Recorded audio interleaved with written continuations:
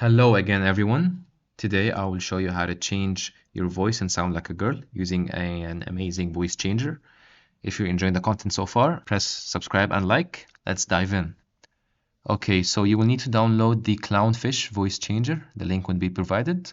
If you have a new PC or laptop, you will probably download this one, the 64-bit. If you have a slightly older one, maybe check your system if you have a 32-bit or a 64. Usually you will have 64. After you download it, go ahead and open it. And when it's opened, it will be shown right here. Right click.